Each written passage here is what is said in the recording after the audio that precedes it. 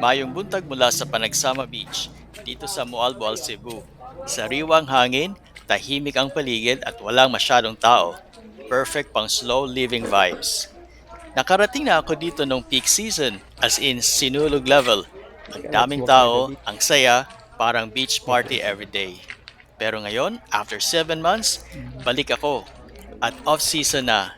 Kaya samahan ninyo ako, let's see kung anong Sige, go tayo pagkakaiba. dito. Locally, ang tawag dito ay Basjot. And yes, kahit medyo unique ang pangalan, dito mo mararamdaman ang tunay na provincial chill. Ang ganda ng araw ngayon, maaraw pero hindi mainit, banayad ang alon at halos walang katao-tao.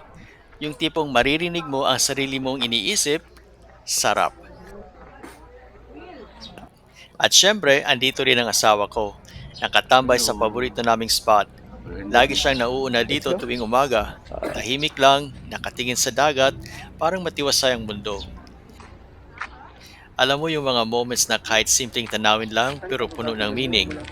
Yung kahit na wala kayong Doon yung baba, sinasabi, ano. gets nyo agad ang isa't isa. Ganyan yung mga umaga namin dito sa Mualboal. Di mo kailangan ng mamahaling resort or party lights para masasabing memorable ang beach trip namin dito sa Mualboal. Tahimik ang Mualboal, pero malakas ang dating. At ang nakakatuwa, lahat to ilang hakbang lang mula sa simpleng dalampasigan. Minsan, sapat na yung katahimikan at yung asawa mo. Oh. Sasamahan niyo ako sa isang chill na paglalakad sa baybayin. Ipapakita ko sa inyo kung bakit ang umaga sa Panagsama ang pinaka-magical, lalo na kung mahilig kayo sa ilalim ng dagat. Mm. Okay. Mula dito sa taas, parang painting yung dagat. May part na light blue tapos biglang dark blue. Akala mo simpleng kulay lang, pero actually, doon na ang laglagan, as in literal. Diyan bumabagsak ang ocean floor papunta sa trench. Yung drop na yan, nagsisimula na ang buhay sa ilalim ng dagat. May mga pawikan na chill lang, tapos milyon-milyong sardinas na umiikot para silang may dance choreography. Parang ibang mundo at ilang hakbang lang yan mula sa baybayin. Kaya sobrang sikat ang shore diving dito sa Moalboal kasi andito na lahat. Hindi mo na kailangan maglayag papalayo para makita ang ganda ng dagat.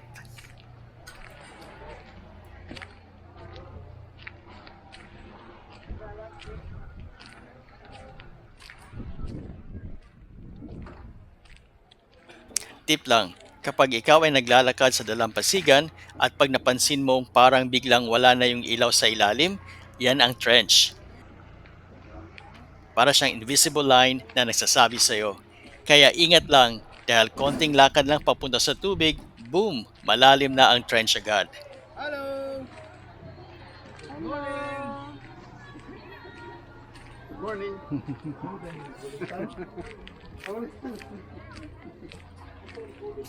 Dahil dyan, hindi mo kailangan ng bangka. Hindi mo rin kailangan lumangoy ng malayo. Lakad ka lang ng konti, andyan na agad yung lalim. Adventure na kaagad. Diyan lumalangoy ang mga pawikan at dito mo rin makikita ang Sardine Run. May moment talaga, yung unang silip mo sa edge ng reef, para kang nakadungaw sa abyss. Nakakakaba, pero sobrang ganda. At ang pinaka-best part, kahit hindi ka diver, pwede ka na ring sumausaw. Mask at snorkel lang, pwede ka nang makisilip sa underwater show. Kaya, hindi mo na kailangan na mag-hire ng diving guide.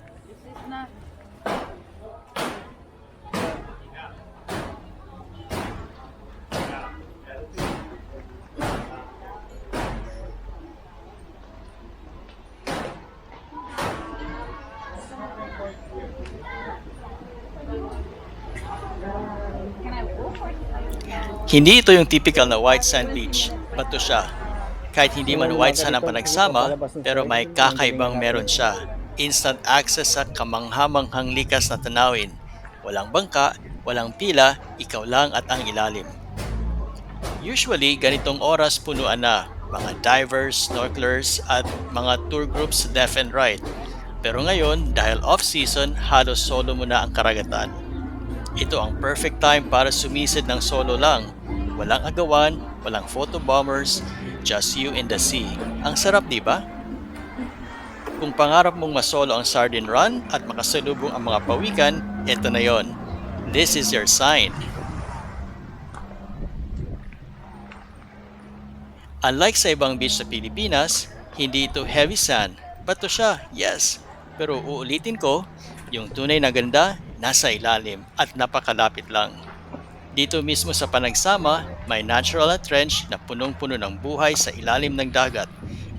Isa ito sa mga hidden gems ng Pilipinas. Mapapansin mo kung saan yung mga bangka nakapark, yan na ang trench.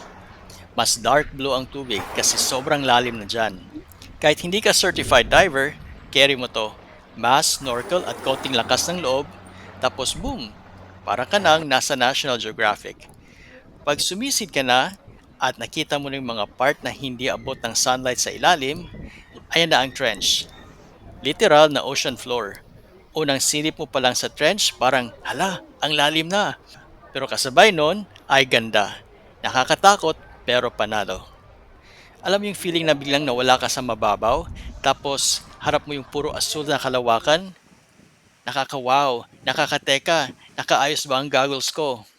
Nakakatakot din kung iisipin.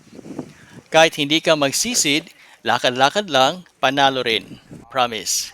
Kaya kung balak mo magmual-bual, gising ng maaga at punta sa Panagsama. Sulit kahit walk lang, lalo na kung mahilig ka sa quiet morning feels. Mag-diving ka na sa Mualbual kasi andito na ang lahat, hindi mo na kailangan pumunta pa sa laot. Kung nabighani ka sa ganda ng Panagsama Beach, huwag kalimutang mag-like, mag-subscribe at i-comment. So ano, game ka ba sumisid sa trench?